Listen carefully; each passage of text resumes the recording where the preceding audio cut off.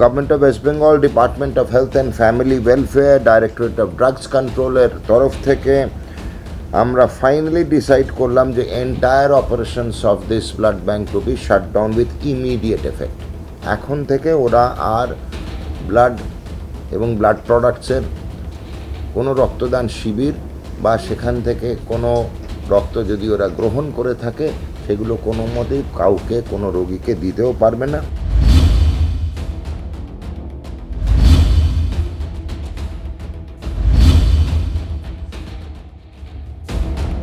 রাজ্যে বেআইনি আন্তঃরাজ্য রক্ত ও প্লাজমা পাচারের একটি বড়সড় দুর্নীতি বা স্ক্যাম সামনে এসেছে, যার আর্থিক পরিমাণ 100 কোটি টাকা ছাড়িয়ে যেতে পারে বলে আশঙ্কা রাজ্য স্বাস্থ্য দফতরের। রক্তদান মহৎদান, তাতেও দুর্নীতিতে কড়া অবস্থান স্বাস্থ্য দফতরের। ব্যাপক অনিয়ম ও দুর্নীতির প্রমাণের ভিত্তিতে হেলথ পয়েন্ট ব্লাড ব্যাংকের মতো বেশ কিছু সংস্থাকে অবিলম্বে বন্ধ করার সিদ্ধান্ত নেওয়া হয়েছে বলে জানিয়েছেন স্বাস্থ্যমন্ত্রী শারদ মুখোপাধ্যায়। বাতিল হলো হেলথ পয়েন্ট নামে বেসরকারি ব্লাড ব্যাংকের অনুমোদন, লাইসেন্স বাতিল করল সরকার। হেলথ পয়েন্ট ব্লাড ব্যাংকের বিরুদ্ধে আরও মারাত্মক অভিযোগ সামনে এলো। মানুষের রক্ত কিভাবে চুরি করত তার প্রমাণ এবার ধরা পড়ল সিএনএর ক্যামেরায়। গত 4 জানুয়ারি বারুইপুরে একটা রক্তদান শিবিরের আয়োজন করেছিল এই হেলথ পয়েন্ট। শিবিরের 2 রক্তদাতা হেলথ পয়েন্টের কার্ড নিয়ে হাজির হন। 600 জন রক্তদান করলেও কার্ড দেওয়া হয়েছিল 200 জনকে, বাকি 400 জন কার্ড পায়নি। ফলে রক্তদানের পরেও কার্ড দেখিয়ে রক্ত পাওয়া থেকে বঞ্চিত বারুইপুরের 400 জন রক্তদাতা। ওই 400 জনের রক্ত বাইরে বিক্রির অভিযোগ হেলথ পয়েন্টের বিরুদ্ধে। শুনুন কোন স্তরে পৌঁছেছে দুর্নীতি।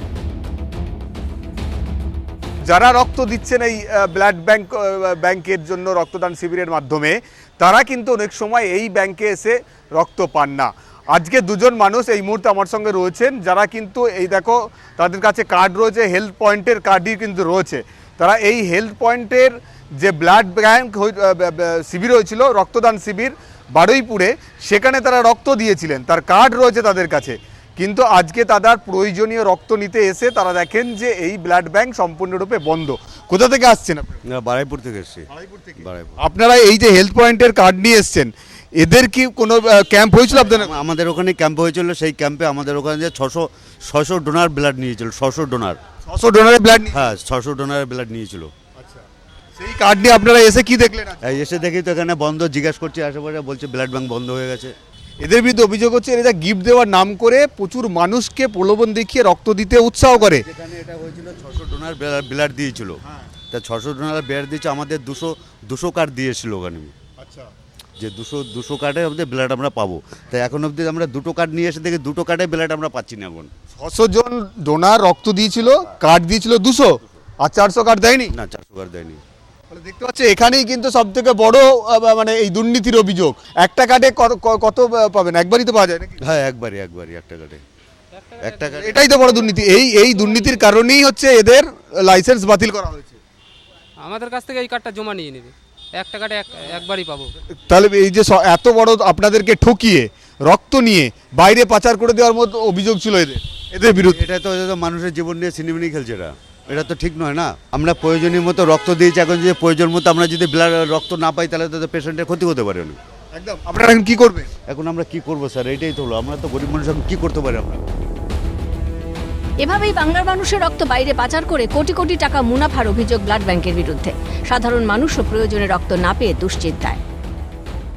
আর এখন আমাকে যেতে গেলে ব্লাড নিতে গেলে সরকারি মানিকতলা সেন্ট্রাল ব্লাড ব্যাংকে, এবং আমি ওখানে গিয়ে যে পাবোই এমন কোনো সিউরিটিও নেই যে পাবোই এই আমার যে রিকোয়ারমেন্টটা।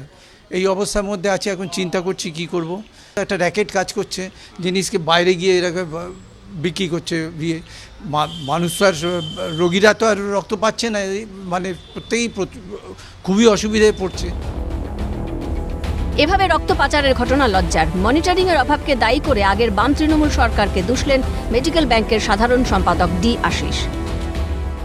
এখানে সেই রক্ত বিক্রয় হচ্ছে, অসাধু ব্যবসায়ীরা সেটা দিয়ে মুনাফা করছে।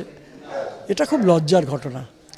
এবং আমি মনে করি আগের সরকারও যিনি ছিলেন বা বামফ্রন্টের আমল থেকে এটা তো অনেক দিনেরই সার্কুলার, এই বিক্রি করা পর্যাপ্ত, কিন্তু সেটার ব্যাপারে মনিটরিং কেন হয় না? আমার মতে প্রত্যেকটি ব্লাড ব্যাংক চালাতে সরকার একটা আইন করে দিয়েছে, কিন্তু কিছু ব্লাড ব্যাংক, বিশেষ করে প্রাইভেট ব্লাড ব্যাংকে দেখা যাচ্ছে তারা সেই আঙুলকে বুড়ো আঙুল দেখিয়ে তারা তাদের মতো ব্যবসা করছে। এটা অন্যায়। আমি মনে করি একজন রক্তদান আন্দোলনের কর্মী হিসেবে এটা তো বন্ধ হওয়া উচিত, এবং যারা সরকারি স্বাস্থ্য বিভাগের নিয়ম না মেনে চলছে, যেখানে মানুষ স্বেচ্ছায় রক্তদান করে সেই রক্ত বিক্রির মুখে যাচ্ছে, এটা একেবারেই অন্যায়। টাকার বিনিময়ে মানুষের রক্ত নিয়ে ব্যবসা। এ রাজ্যে মানুষের রক্ত যাচ্ছে অন্য রাজ্যে। কেন মনিটরিং করেনি আগের বাম তৃণমূল সরকার? কোন স্বার্থ চরিতার্থ করতে এত উদাসীন ছিল বিগত সরকার? প্রশ্নগুলো উঠছে, কারণ মানুষের জীবন মরণ এখানে জড়িত। ক্যামেরায় বিধান মাহাতোর সঙ্গে মফিজুল ইসলামের রিপোর্ট, ক্যালকাটা নিউজ।